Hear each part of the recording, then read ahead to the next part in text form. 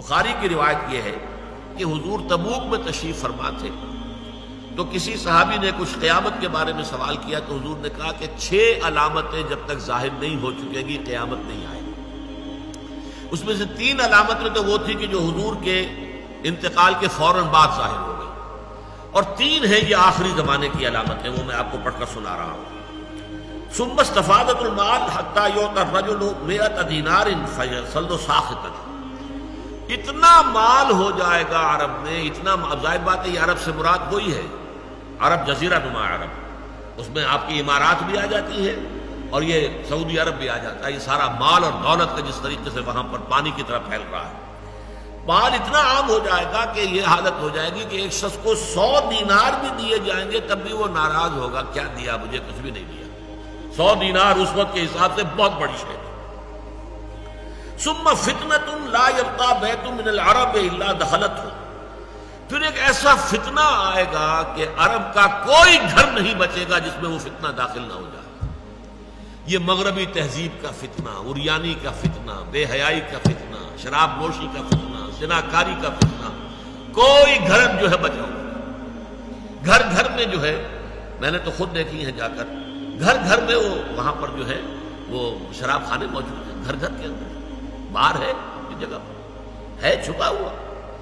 لیکن یہ کہ سارا معاملہ جو ہے جس طرح وہاں پہ فحاشی اور عیاشی جو ہے پھیل گئی ہے، اور ان عرب امارات کے اندر جو کچھ ہو رہا ہے کہ کوئی گھر نہیں رہے گا جس میں کہ فتنہ داخل نہ ہو جائے۔ ثم ہدنۃ، اس کے بعد ایک صلح ہوگی تمہاری،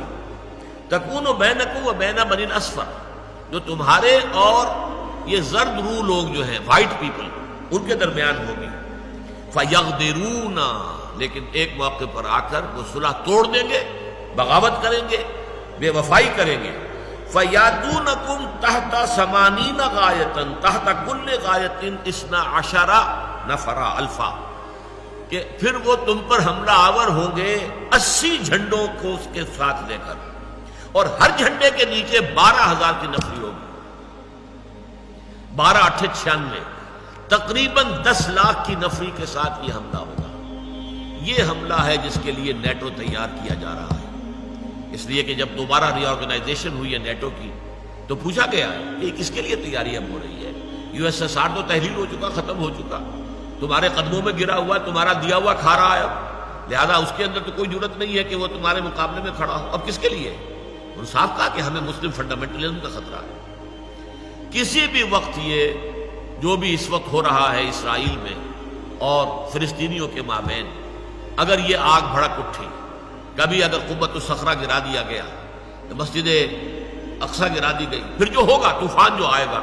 اس سے پھر ایک بہت عظیم جنگ کا معاملہ ہوگا۔ اس حدیث میں الملحمۃ العظمیٰ کہا گیا، عظیم ترین جنگ،